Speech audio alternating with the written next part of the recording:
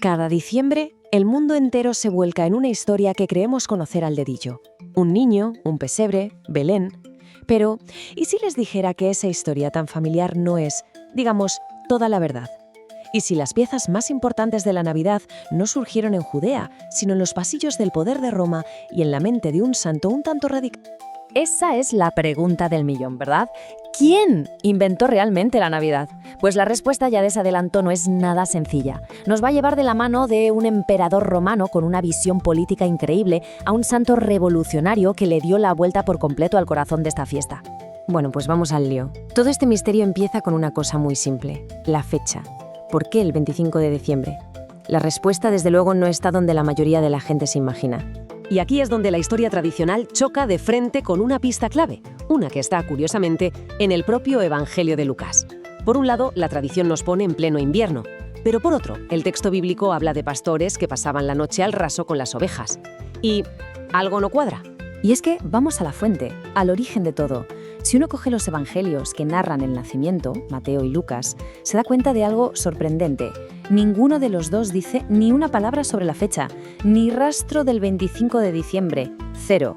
Es que, si aplicamos un poco de lógica, la cosa se cae por su propio peso.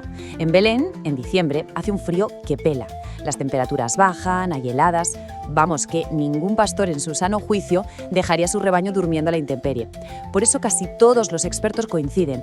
Lo más probable es que el nacimiento fuera en una época más cálida, quizá entre marzo y septiembre. Pero esperen, que lo más fuerte no es eso. Lo más fuerte es que durante los primeros 300 años del cristianismo, a nadie le importaba celebrar el nacimiento de Jesús. Para los primeros cristianos, el momentazo, el evento clave, era la resurrección, la victoria sobre la muerte. Su cumpleaños, pues, no era el centro de su fe, ni mucho menos. Entonces, ¿qué cambió? ¿De dónde sale la fecha? Para encontrar la respuesta tenemos que hacer las maletas y viajar en el tiempo hasta el siglo IV. Y la decisión, ojo, no vino de una revelación divina, sino del mismísimo centro del poder político, Roma. Para entenderlo, hay que ponerse en situación. El emperador Constantino acababa de legalizar el cristianismo, sí, pero la realidad de la calle era otra. La inmensa mayoría del imperio, casi un 80%, seguía adorando a los dioses de toda la vida. Los cristianos eran una minoría que crecía, pero una minoría al fin y al cabo.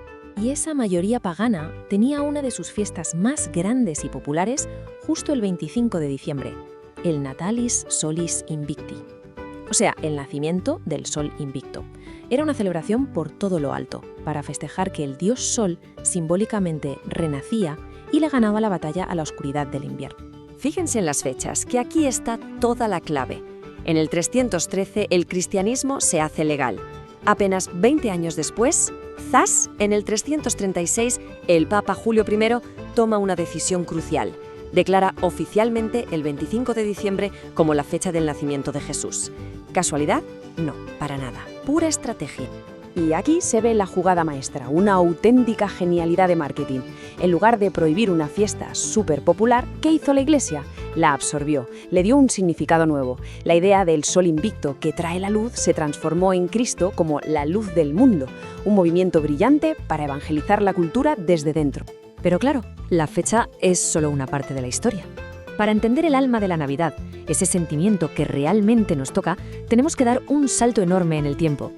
Casi 900 años hacia el futuro, a un pueblecito perdido en Italia. Nos plantamos en el año 1223, en un pueblo llamado Grecio. Y aquí entra en escena nuestro segundo protagonista, un fraile que iba descalzo, un poco a contracorriente, que tuvo una idea que iba a cambiarlo todo para siempre. Se llamaba Francisco de Asís, y su idea, que para muchos en su época fue una locura, era de una simpleza radical. Quería que el misterio del nacimiento se pudiera tocar, sentir, no con estatuas frías, sino con la vida real. Y dicho y hecho. Encontró una cueva, se las apañó para llevar un buey y un asno de verdad, puso un poco de paja fresca por el suelo y llamó a toda la gente del pueblo. Y en mitad de la noche, simplemente se puso a cantar el pasaje del Evangelio. No había espectáculo, solo presencia. Y la reacción fue brutal. Las crónicas cuentan que la gente lloraba de la emoción, porque por primera vez no estaban viendo una historia lejana, estaban sintiendo que Jesús había nacido allí, para ellos, en su misma pobreza. Francisco acababa de inventar el primer Belén viviente de la historia. Y así, de repente, las dos grandes piezas de la Navidad encajan. Tenemos la fecha, que nació de una estrategia en Roma, y tenemos la escena, que nació de la emoción radical de un santo. ¿Y esto qué nos dice hoy? Hoy muchas veces pensamos en la Navidad y se nos viene a la cabeza el consumo, las luces, el estrés de las compras. Pero si rascamos un poco esa superficie, si volvemos a sus orígenes, lo que encontramos es algo muy distinto. Un mensaje de humildad, de la importancia de estar y de un amor que se hace pequeño y vulnerable. Así que esta es la fórmula. Por un lado, la fecha, una adaptación inteligentísima de una fiesta pagana para conectar con la gente. Y por otro, la escena del Belén, el corazón de todo, que es el resultado de un acto de amor radical para que la historia se sintiera real, cercana. ¿Y hace esto que la Navidad sea menos auténtica? Yo diría que todo lo contrario. La hace muchísimo más rica y fascinante. Nos enseña que la fe no se construyó en una burbuja. Como dice la cita, la idea no fue borrar la cultura, sino redimirla, darle un nuevo significado. Y ahí, justamente ahí, está la genialidad. Así que la próxima vez que veamos un Belén o celebremos algo el 25 de diciembre, quizás quede una pregunta flotando en el aire.